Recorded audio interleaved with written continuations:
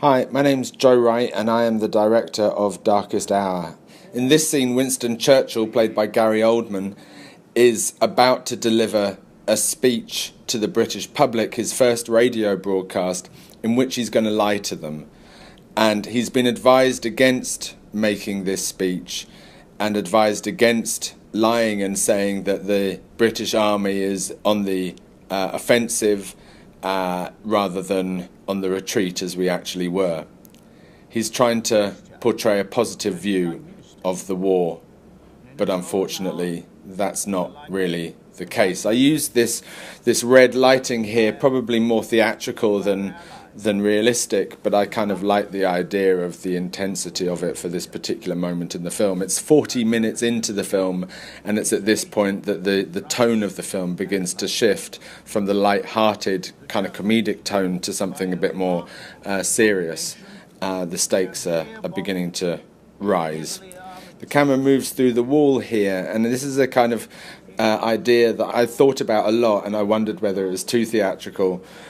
We do it a few times throughout the film, but it felt I enjoyed it, so I went with it, adding hopefully a sense of claustrophobia. That's Ben Mendelsohn playing King Charles VI, the great Ben Mendelsohn, also disapproving of Churchill.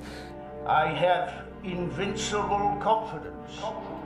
And here's Clementine Churchill, his wife, played by Kristen Scott Thomas. A very small part of that splendid army has yet been... I like the kind of use of non-naturalistic sound over this shot here has yet been invaded. to create that sense of distance. This is Stephen Delane playing Halifax, who's Churchill's chief adversary within the War Cabinet.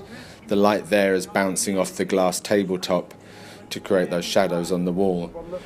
This shot coming up now is one of a series of shots that motifs really that appear throughout the film, almost to give the sense of a map. I like the idea that the leaders are kind of gods overviewing the world through the abstraction of a map, and this transition hopefully brings home the idea that their decisions are having real effect on people's lives.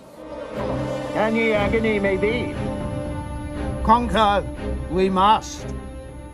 As conquer we shall. And now, just as the radio address ends, we see the first flicker of doubt in Churchill's eyes, concern that perhaps the course taken was not the correct one, maybe even a sense of shame.